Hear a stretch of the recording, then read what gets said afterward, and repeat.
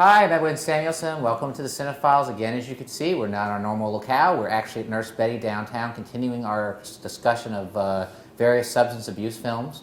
This one today. Last time we spoke about films about alcoholics. This one we'll be discussing films about what else? Junkies and substance abuse issues such as heroin, you name it. We're going to be talking about it today. But before I begin, let me introduce my panel. To my left, Mr. Eric. I'm sorry, yes. To my right, Mr. Eric Cohen. I was going to say that this should be like a personal vice two-parter: drugs, booze, and women.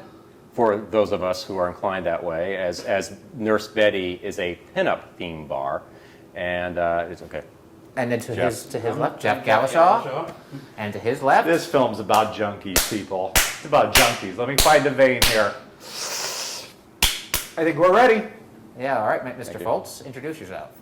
Michael Foltz. All right, let's begin. I guess I'm Edwin Samuelson. All right, that's enough for that. Okay. All right. Edwin is our third cameraman and our host. It's amazing. That we cut out, so don't worry about it. Ambidextrous. Okay, so let's discuss today. Today I wanted to discuss the film that one of my favorites. I think it's one of the best films to discuss about drug use, and I believe you guys might agree with me. It's Al Pacino's first film, starring role. Well, why don't we talk about the very first film that made heroin addiction really a focal point? Well, please remind me. That would be Otto Preminger's A Man with the Golden Arm. All right, let me start that off again. Hi, I'm Saracen. I'm kidding. Well, anyway, no. Well, all right, I'll just start. It's fine. Yeah, no, you don't start over. We'll just go right into it. We'll discuss Frank Sinatra. Frank Sinatra and Otto Preminger's Man with the Golden Arm, which actually at the time was pretty daring to talk about heroin abuse because it was, really... And it was censored. It was banned when it first came out because of that reason. Because it was the first film to depict or try to depict actual skin contact with a, Yeah, syringe. In fact, I believe Frank Sinatra plays in this one not a singer so much. He plays a trumpeter, if I'm not mistaken, who actually as many musicians of the time became addicted to drugs because of their hectic schedules. In fact, I believe Louis Armstrong actually had problems at one time, but then became a Satchmo. Had a very big became a big pothead.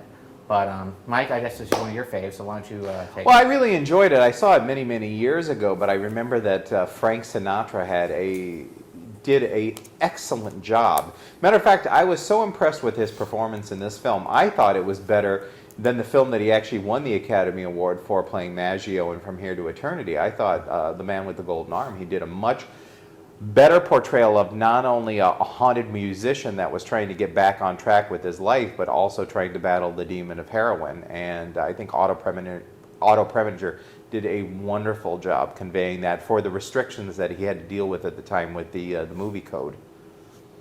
Yes. Because this was after the code, so he had to deal with numerous bits of censorship and that the studios put upon him. But great title sequence too. Who did the titles on? Saul Bass. Saul Bass. That's the most memorable Famous. part of the movie for me, actually, and a great poster. It was like one of the classic promotional posters.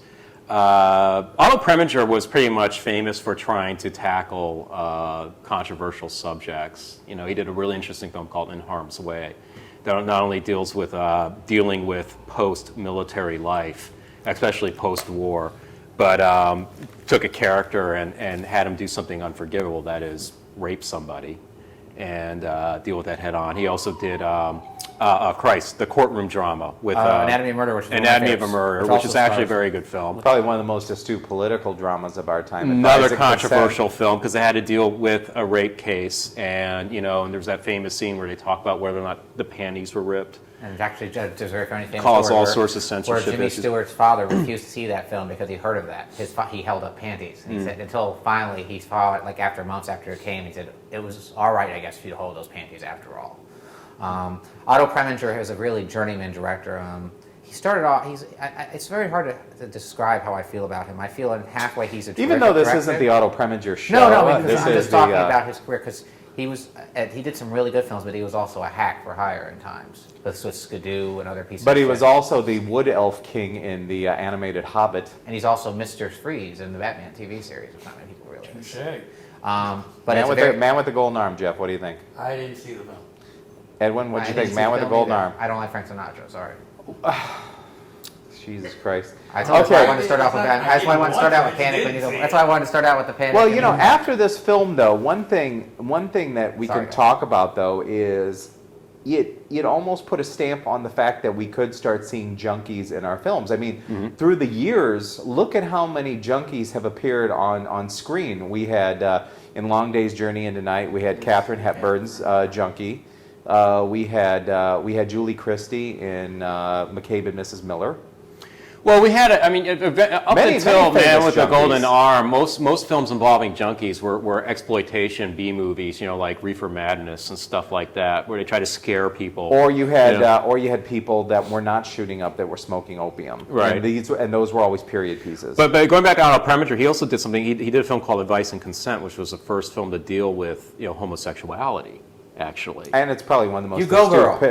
astute political dramas of when it comes to film. Yeah, I would say my only issue with Otto Preminger was he was more interesting in what he tried to communicate through his films. I think his films tended to be a little too high-strung, a little too on the nose, in you know, in trying to depict certain social issues and stuff like that. Well, I think getting off the Preminger tip a little bit. Yes, please. Once we got to the late 60s. We have nothing and else to into the- talk about because we're the only two ones who've seen the film. Once we got to the late 60s, early 70s, I think that's when all of a sudden the studios started taking a real interest in the life stories of junkies. And Edwin, you can go into the film that you wanted to describe initially, which was Al Pacino's very first starring role. I think we should just begin to that one. The film I'm talking about is Al Pacino's Panic in Needle Park, which was actually his first starring role. It was directed by the very underrated Jerry Schatzberg, and it was a film that actually got Al Pacino The Godfather. When they were having problems looking for a lead in The Godfather, the writer, Mario Puzo, actually saw Panic in Needle Park and recommended Al Pacino. Al Pacino, of course, is this very short, Weasley kind of like Ratso Rizzo looking guy. I mean, really, in real life. And, A little bit more noble looking. well, a little than bit that. more noble, but I mean, that's the type of character. And the thing that I like about Panic in Needle Park, it doesn't glamorize drug use. It just shows it as it is, and it shows a part of Manhattan which is no longer in existence. It was actually the Upper West Side on the edge of Hell's Kitchen. In fact, you can recognize some of the neighborhood by Lincoln Center where they're sitting outside and doing drugs. I also like the Kitty Wynn's performance. Kitty Wynn, not many people remember her, but her best known role will actually be in The Exorcist as the housekeeper. the Oh, helper. okay. Also, Raul Julia, an early role for him, and he's absolutely phenomenal as the artist. It shows how you see Kitty Wynn is like the woman who comes to the city with dreams of being an artist and is with Raul Julia and becomes a drug addict, and she runs No, she wasn't a drug addict. She was getting an illegal abortion to start the well, film and then off. she becomes she's drawn into that scene. That's what I'm talking. She's in the art scene, and then she runs into Al Pacino's character, who is this very, a hardcore addict who steals televisions, anything to get a fix. And she falls in love with Al Pacino, and you just see that their relationship But together. you do not see, at the beginning of the film, though, you do not see him as a hardcore. He's a pretty charming guy. He's a charming guy, but he's She is recovering from the illegal abortion that she had, so she has to go to the hospital. Raul Julia's character, as her boyfriend, doesn't visit her because he's kind of this highfalutin artist. It's Al Pacino that comes and visits her, so you can kind of see how he charmed her, and his like junkie tendencies don't come out. Well, that's right what I mean. away. That's the one thing I like is that's what he uses as his defense, and that's how he gets his drugs. That he charms people. It's He's kind of able the to- junkie version of Days and Wines and Roses. I think Sort of it's a really good. I think it's a great movie all around because it's an actor's showcase, and Al Pacino is phenomenal in this. But see, that's my problem with the film is that it's too much of an actor showcase. It was them digging deep into character, but for the sake of story. The only scenes I really enjoyed of the film were maybe the ones where you see Al Pacino on the street hustling to get to that next fix. And the only other scenes, I like the kind of romance he had with Kitty Wynn, but I just had problems with the movie overall. I'm not saying it's a bad film, but it didn't affect me the way it intended to. I'm surprised to hear you say that because this is I think one of Al Pacino's best roles. I really felt his desperation. He of course has those very infamous sad eyes, and I think they really work well with him in this. Well, junkie maybe it's portrayal. also because I've seen other Al Pacino movies before I saw this. If I had seen this, when it came out, and this was my first introduction to Al Pacino, I think he was phenomenal. But seeing that I've seen his other performances, it's just another Al Pacino performance. I know he's going to be good, usually early in his career, no matter what he does. Whereas, maybe now he's not like Can we the go, actor he can used you, to. you guys will agree with me on this. It is the reason I think the most successful element of the film is the bleakness of it. It is a very bleak film. What if we don't There's agree nothing with you? Well, I'd be surprised, but Well, that one, I like I the don't know. ending. One of the periphery characters in there, one of the junkies that hangs out in Needle Park, I think has the quote of the film when they're sitting around talking about what's the best stuff they can get you off, and the guy goes, "You want to know what the ultimate high is? Death." And then he just kind of sucks his teeth for a little bit, and Kitty Wynn just stares at him. And I just thought that was the quote of the film. I mean, it's one of these things, too, where you get two great leads and they're acting, but the people around him, like Al Pacino's brother, so wonderful and slimy. The thing I think is what was I interesting. forgot the actor's name, too. I but he's haven't great. seen the movie in a while. I'll be honest with you, I wasn't able to see it again recently to prepare for this. But my recollection of seeing the film for the first time was how surprised I was at how unexploitative it was, because That's what it I had a like. reputation for being an exploitation flick. well, for its time, it might have been exploited. Yeah, but, not but when you now. see it, it's really not. It's like Jeff said, it's more of an actor showcase than it is about the exploitive weird sick world of drug abusers and stuff like that.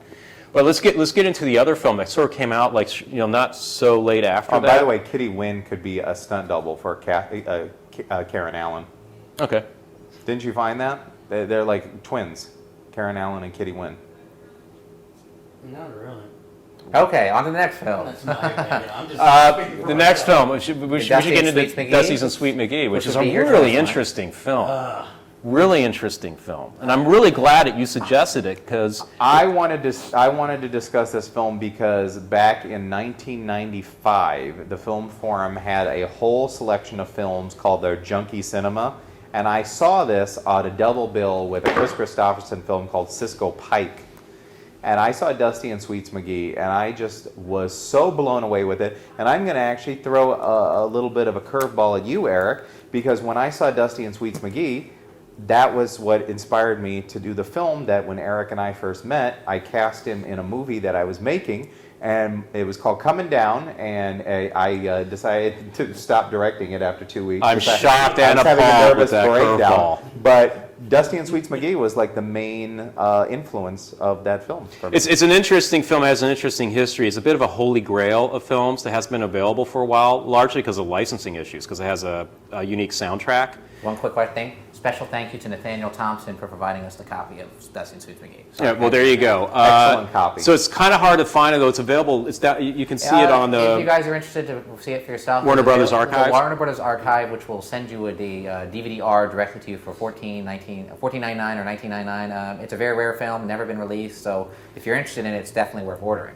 And it's directed by a guy named Floyd Matrew, who's probably most famous for a film called Hollywood Nights. It used to be on late night Cinemax And a American lot. Hot Wax. Tony Danza. And he is But like- American Hot Wax is another film that's has a bit of a cult following, but is an amazing movie. It's really, really good. With Jay Leno. Jay Leno has a bit part in it, yes, but And it's he also made directed by another film called Aloha.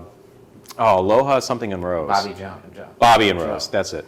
But it's an interesting film because in the film he casts the actual drug addicts as drug addicts, whereas everyone else are actors.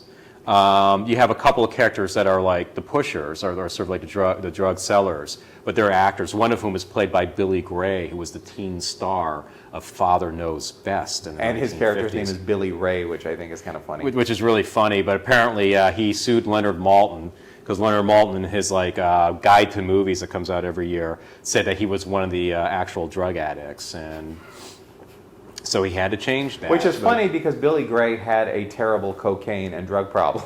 Yeah. I don't know about this time, but after Father Knows Best, he had a terrible drug addiction. So But anyways, I think it's a really interesting film. I can't wait for Jeff. It's very Jeff, much a Jeff, verite type film. It feels like a documentary, even though it isn't. It has a very interesting. it is a cinema Taste to verite, it. but Jeff it's and I also really didn't got like too the. much. More on that in a minute. Okay, Jeff, cut loose. Let us know what you Okay. hate about it. After sitting through this film, I want to punch you in the face. Amen. For making me sit through this. Hallelujah. I will admit, when I went into this film, I only knew it was about junkies. I didn't know what it was really about. But I sat through this film, and I had the same reaction I had watching Easy Rider, another movie me and you notoriously disagree on.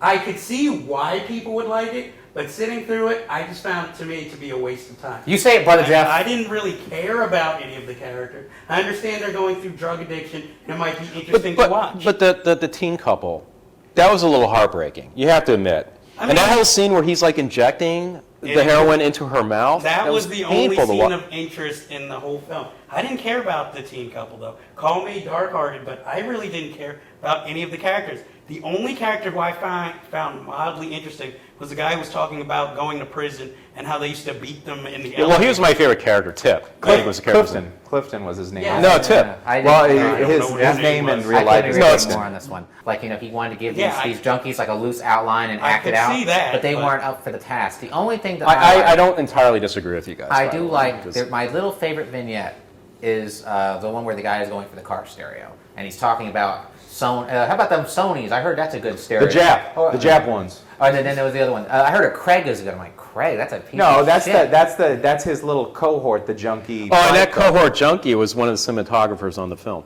Oh, really? Yeah. I'm loving all this little trivia. Yeah, I didn't those like guys the were film. actors. I They weren't. respect what he Yeah. tried to do. It's just, Exactly. I thought it was interesting where he gave these people, like, it reminded me a bit of Slacker. You know, he gave these actors a little bit something to I do. would say that But I, they where, couldn't where, bear where it. I agree with you. I see where you're coming from, and I can see where you're coming from. I long-winded. thought it was a much more interesting film in concept than it was a successful movie for me as well. But I still found it interesting to watch. I was, you know, my favorite scene actually in the entire film was when that guy, Tip, goes into the restroom in the laundromat with the other guy, and he starts a freebase, whatever. You're messing with my high, man. And You're messing with my high. the guy's expecting to get his fix, and he never gives it to him, and just like leaves and says like basically fuck But you. whenever you see those two guys together, they always look like men on a mission. Yeah. They're walking like lockstep, and they're very serious. And they have, and that's No our problem. movie soundtrack. Where was- What is that ringer? And they both have the I know same that white song. T-shirt, and they both have the same mustache. It's like they're a part of a club or a gang or whatever. A couple interesting things. I don't know if this is true, but I felt that Quentin Tarantino must have ripped off the beginning of Dusty and Sweets McGee for Pulp Fiction Yeah. because of how they go through the radio station and the different songs. And because I had never seen that before, I'm like, holy shit, this is like the beginning of Pulp Fiction. How they keep switching radio stations and the songs Yeah. that they're going through. And I was wondering if Tarantino, because Tarantino's ripped off so many other things that I thought, oh, and what was the name of the band again? They had that like one-hit success. and they Blues even- Image. That's it. Yeah. Ride Captain Ride. Anyway, so Dusty's and Sweet McGee. And Do I we need think to it's say anything more interesting about the topic? that I think the best acted, but I don't think it was acted scene in the film is from the people, Dusty and Sweets McGee, when they're. You cannot tell me that it wasn't interesting to watch them having that discussion. She's like, you can't even get it up. You couldn't even give me a kid. I can say one thing. You know what's very interesting about this film? It reminds me a lot of a movie called Diary of a Junkie by Lech Kowalski. It's very similar in that he gives these real-life junkies an outline, and I think this Diary of a Junkie is a little bit more successful because it follows one character with other characters. The problem with this one is it's just in Dusty and Sweets McGee, there's too many characters, and the people that are doing the acting are really not much. They're not really good at it. You know, I mean, I know they're junkies, but it just does not work. And I feel the movie's very long, even at 87 minutes. All right, well, let's go on to another one, please. That's more entertaining than that. Well, and I will say that when I saw this on the double bill with Cisco Pike, I felt Cisco Pike was very phony. The way they tried to portray, junkies Okay. compared to the real life junkies. Well, when we'll see that, we'll get back to you and see Yes. if we agree.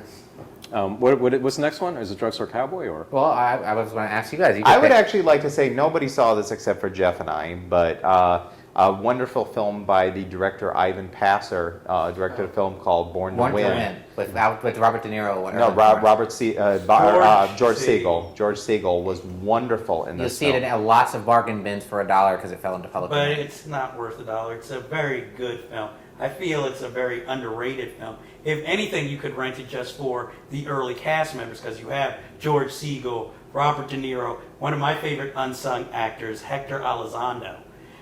You have Paula Prentice, and you actually have Burt Young. He doesn't have a big role in it, but you know he's one of the thugs of one of the mobsters in the film. But I mean, I have grown up watching George Siegel. He has obvious range, but he's always, I don't know how to say it, he's always come off as foofy or more a little upper class. But it was interesting here to see him more down and dirty, you know, the street junkie, like how you were talking about Al Pacino's performance in Panic at Needle Panic Park. Panic at Needle Park. I felt the same way watching George Segal in this film. But this is something I've never seen George Segal. You know what would be an interesting perform. parallel for you guys to watch? Have you seen Terminal Man? Terminator. Michael Crichton In fact, thing? I have a copy of that. if It's you it's want. probably the best Michael Crichton adapted thing. It's one of the first. And in that, basically George Segal plays this guy who has, sociopathic tendencies, and he has these blackouts. They decided they do this experimental treatment where they put electrodes in his brain to try to control that. But in order to control it, it has to be stimulated. And he gets addicted to those stimulations.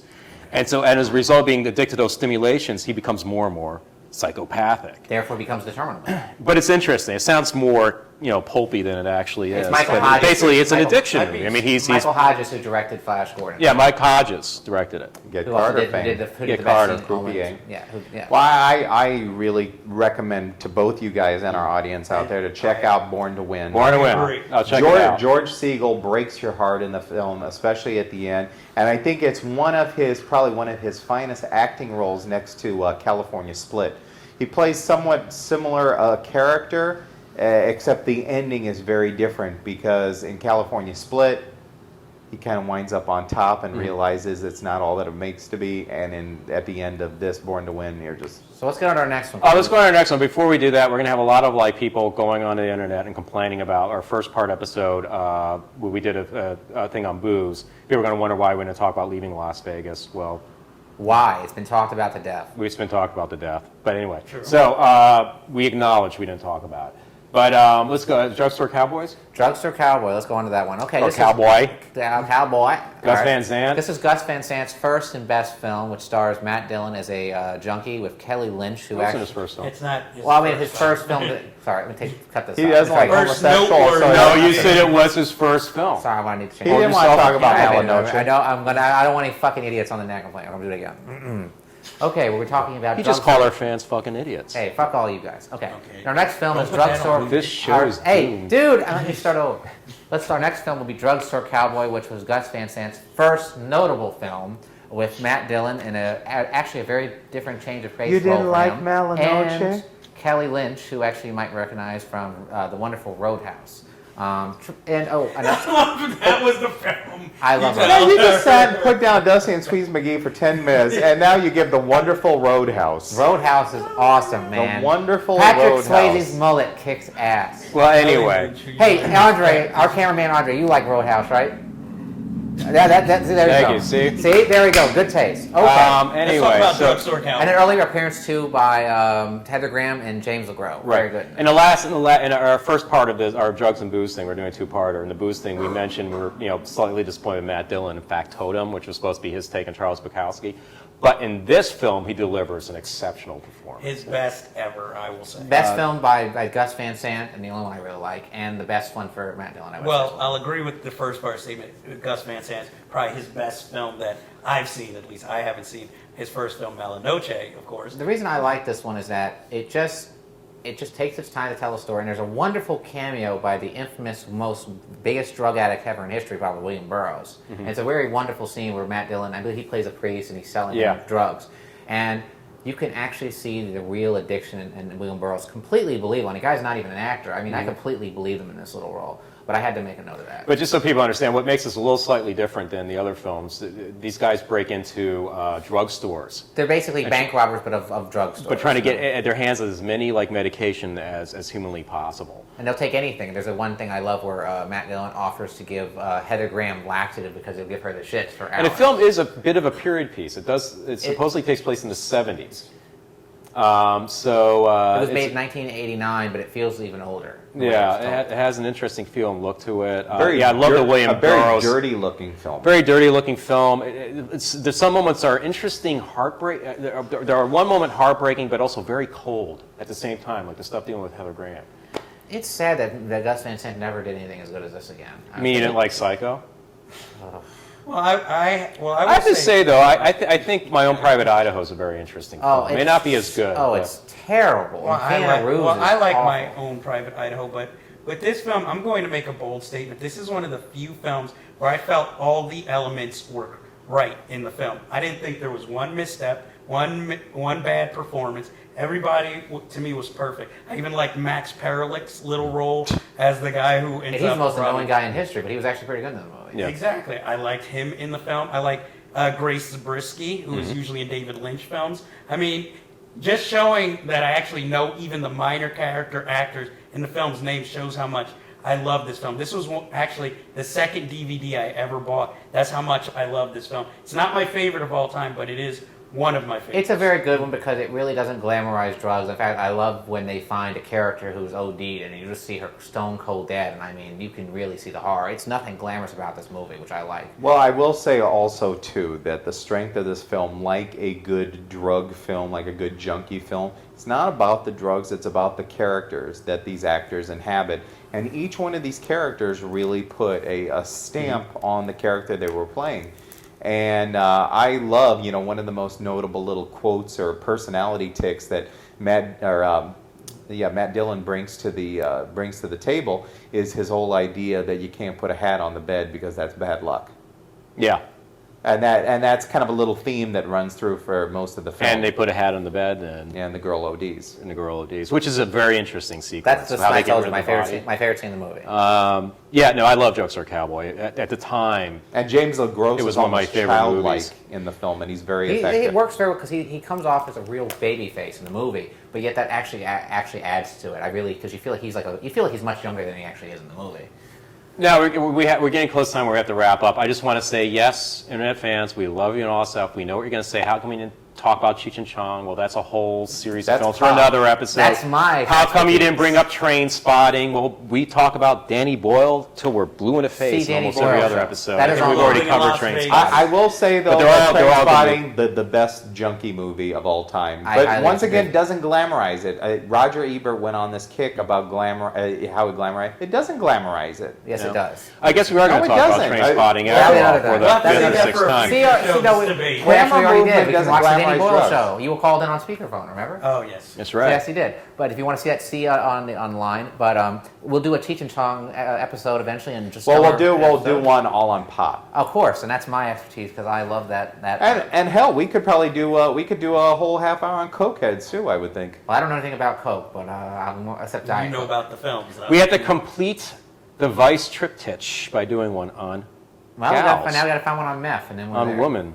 Crack. We could do crack. We On could do porn. meth. We should How about do New porn. Jack City? Well, for crack, we could do New Jack City. We could do King of New York. What's the Or better yet, Scarface. Monster Society? I have an idea. Better yet, people. How about this? Yeah, exactly. Better I think yet. we need to you're finish. racist. We need to wrap this We're up. wrapping up. Thank you, All Nurse right. Betty. All right, everybody. Thank you for tuning in. And from Nurse Betty, this is Edwin Sanderson, and this was the Cinephiles. Thank you for watching. I'll attempt it. Okay, let's get you a glass. How about Blue Moon? Okay. All right, let me fill that sucker up here for you. Yeah, be careful on filling up there. There we go. Aha! I didn't tap it this time. Oh, wait. We gotta get you a little something here too. Summerfest. How about Which is the least Things threatening go in name beer. for a, how about a cherry in your beer? Okay, I've never seen it before. There but you okay. go. That's called a something. Right.